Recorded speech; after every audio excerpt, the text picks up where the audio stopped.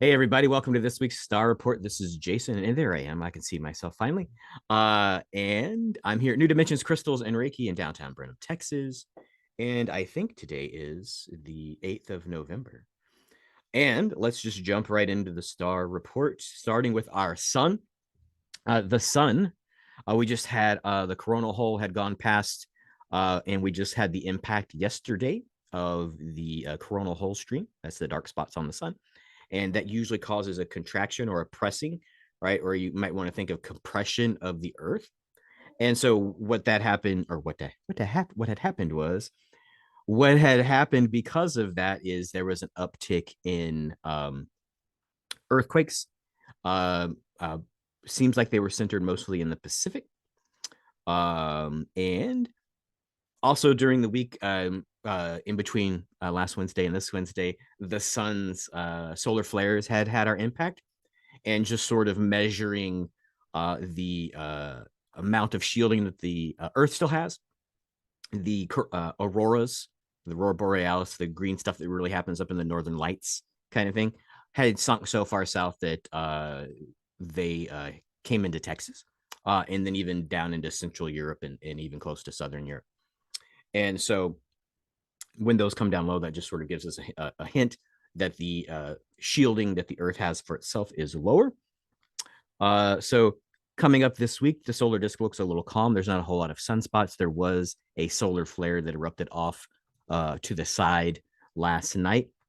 And so even when those aren't Earth facing, those will cause a little bit of agitation, right? So solar flares and CME sort of affect us in the higher chest, and the coronal holes really affect us in the center of the chest.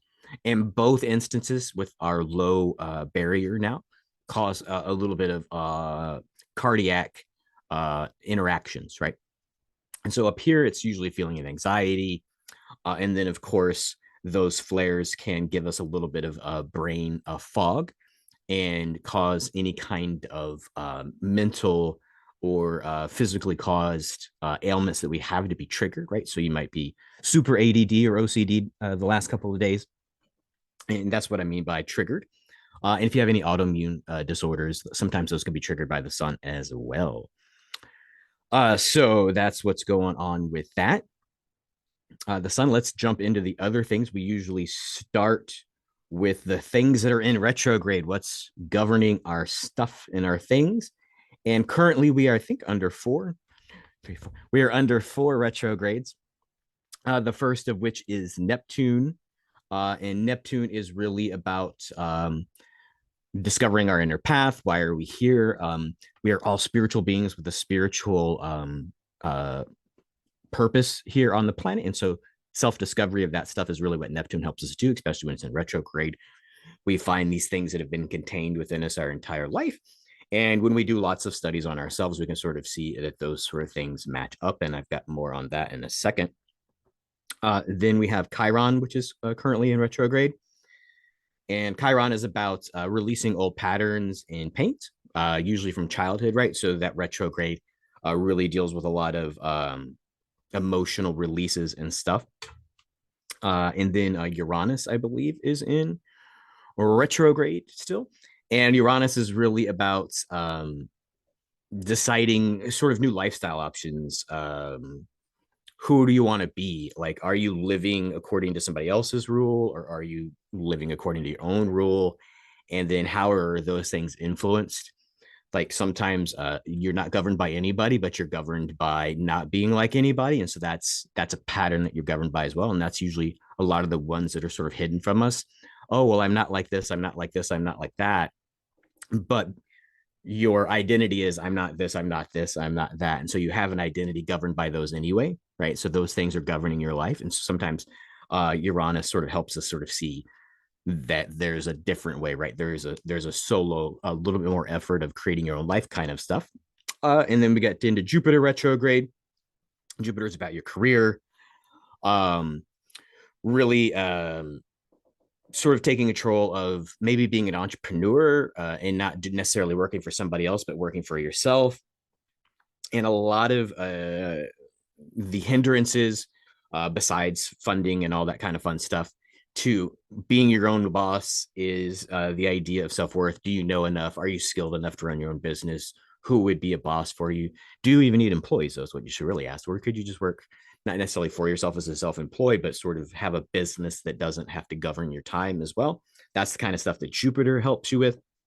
And so going back to the phases and to Neptune and having, that spiritual path and then childhood patterns. Some of you who know, some of you who watch this are locals. And so, my mom passed away last Thursday. And so that would have been November the 2nd. And November the 2nd was an 11 master day, right? So my mom was a master. So she chose to go out on a day that was the energy of mastery, right? So she had mastered this life. She raised a great family. She had good friends, and she had done pretty much everything she wanted to do. She had great grandchildren and all that fun stuff. Great, not great grandchildren, but great children that were grand, whatever. You know what I mean? She didn't have two generations down. She had one generation down. She was just a grandma, not a great grandma. And so she did all that stuff. And then the balance of sort of my life, right? So not only was mom doing her completion, but she sort of did some completion for me, right? So she had just had her 76th birthday, and I was born in 1976. I was born in 1976 on May 12th under a full moon in Scorpio. It's currently Scorpio, and the last lunar eclipse was a full moon lunar eclipse in Taurus, right? So there was that completion of that, and then she was ending the end of a 19-year cycle. So all of those sort of things cosmically matched up where it was the time for her there, and then also right there at Halloween, and then the Day of the Dead, Dia de los Muertos, right? So that whole idea that the veil and the gateway was thinner, and that those that had mastered their lives and sort of understood themselves as a divine eternal soul that's never going to die, sort of passed on, right? Realizing that there was time to move on to the Force, almost like Obi-Wan Kenobi. Not that she was a Jedi master, although maybe she was. So that was what's going on with that. Just so these things sort of can speak to your life and find meaning looking back. And so, not that you should be predicting, hey, when's everybody passing away, but that they can give a fuller meaning to the instances and the timing, and then likelihoods for these sort of transitions to happen. And you can sort of take out of them a cosmic lesson that the cosmos, even in your grief, is working in your favor. So, leads us to today, right? Today is Wednesday, the 8th.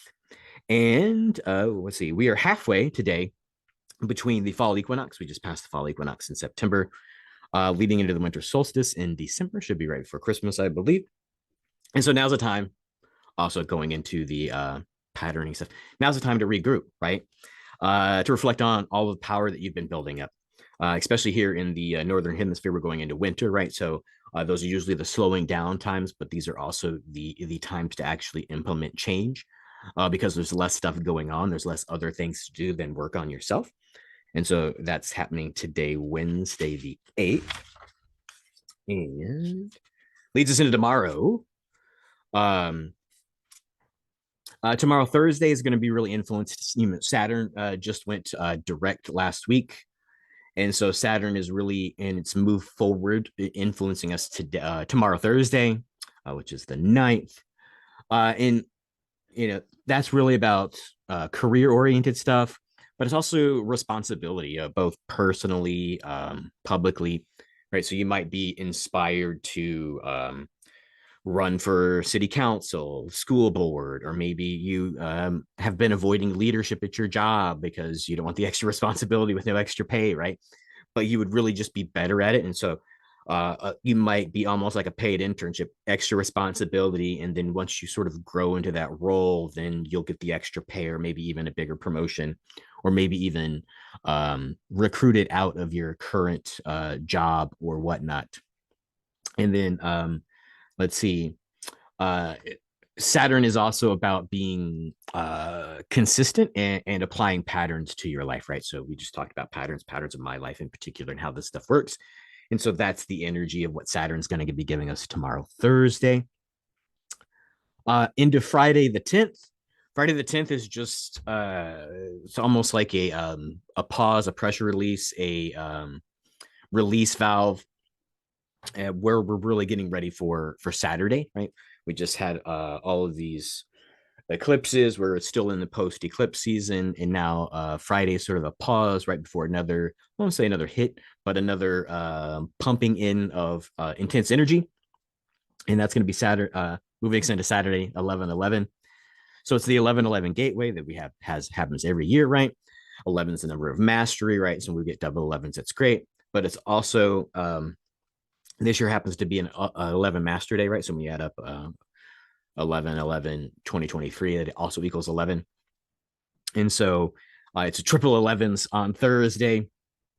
That's really just sort of the opportunity to set the direction for your life, right? If you're, it's kind of like those little questions you always get. People love to answer these.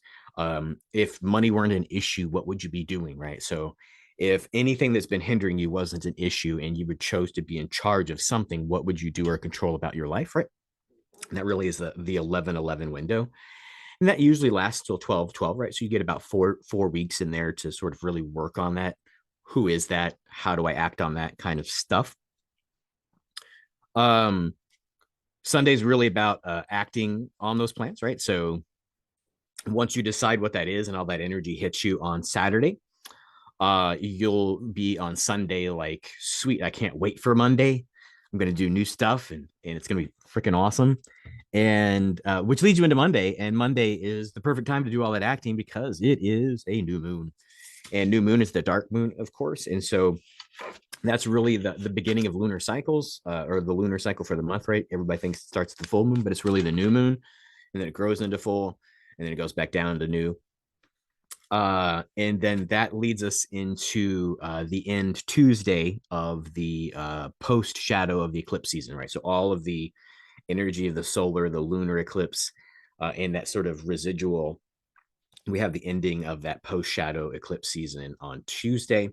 And so I don't want to say it's going to get a lot easier on Wednesday, but there's this shift in the force, and you are going to be more in control. And hopefully, unless you overburden yourself during the holiday season, there should be extra energy or extra time to focus on the self and create these new things that the cosmos is allowing you to create. I think that's the star report. So let me tell you, I'm still here at the shop. So go ahead and come on by here in Brenham if you're in the area. And you still should be able to book sessions online too. So I'll still be in the shop. There might be some weird ins and outs as I deal with all the things that come post funeral stuff. We're dealing with the state and all that kind of stuff. So I'm in charge of those things for my family. So I might have to be out of the shop for a couple of hours here and there. But fret not, I will be here as often as I can. And of course, I'll be here next week. Until then, everybody, many blessings.